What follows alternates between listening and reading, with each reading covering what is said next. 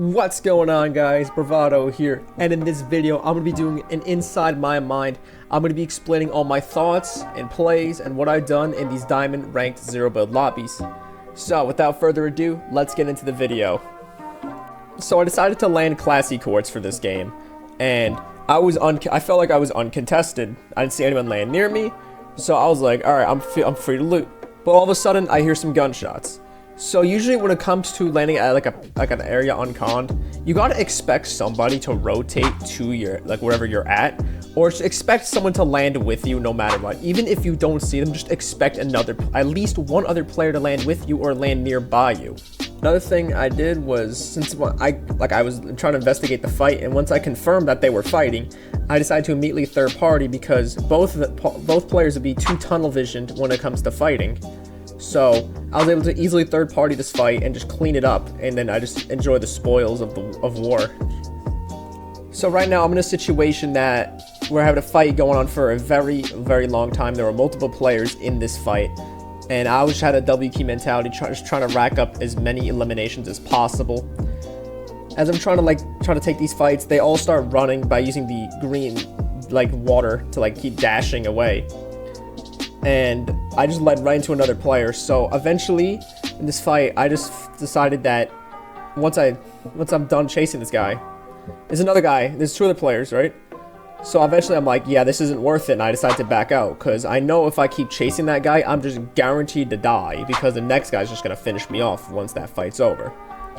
So I decided to withdraw from that fight and decided to heal. And it's important to note that it does not hurt to withdraw from fights. If you have to do it then to stay alive, then just do it.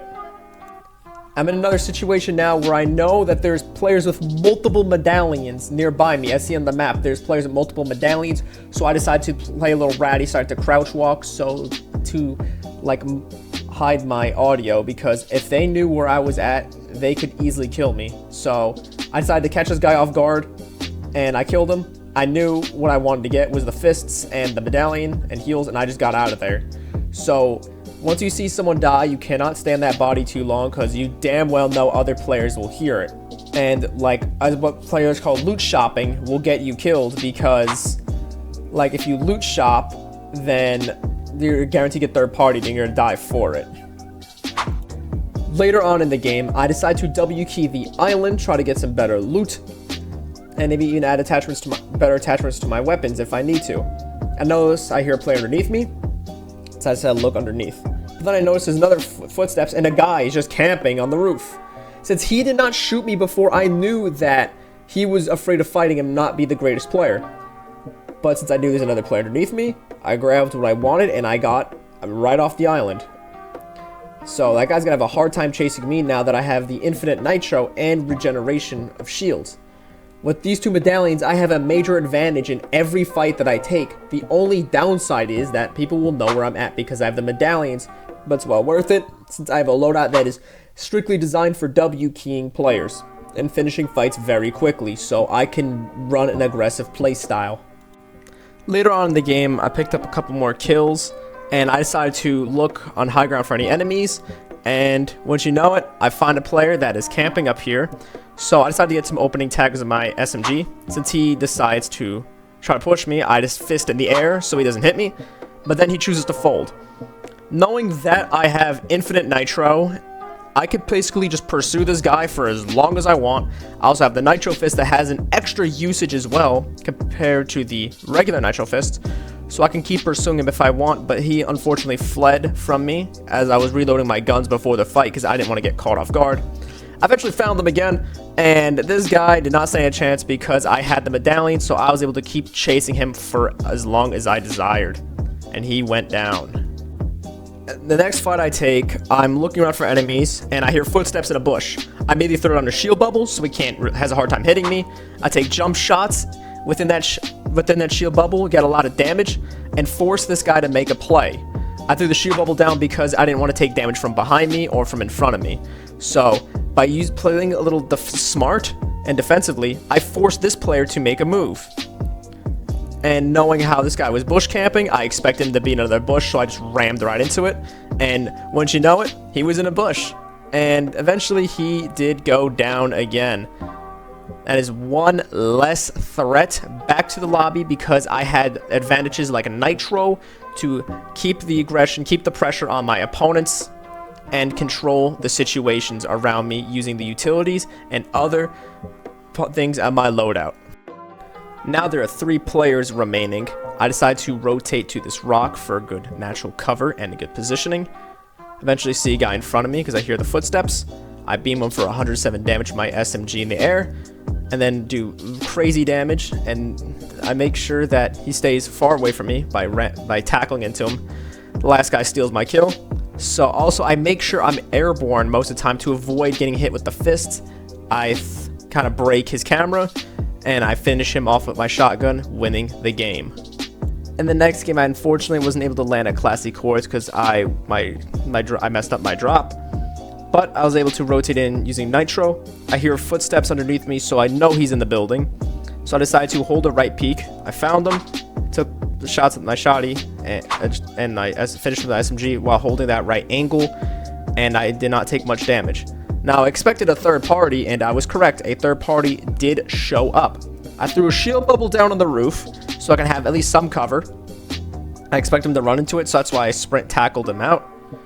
And knowing that he's going to try to reposition, I just stay on his tail no matter what. And I was able to get the kill. I just decided to get the Nitro Fists and recover my health because it's the best option. Get the fists, heal up, and get out of there before another player shows up. Because I don't know how many people landed at Classy. I'm unsure of that, so I decided to get out while I still could.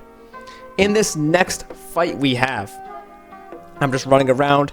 I eventually run into a player right in front of me and decide to get some hits on him.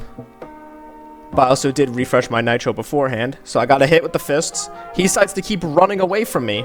So I assume this guy is afraid of fighting because he's just constantly running away.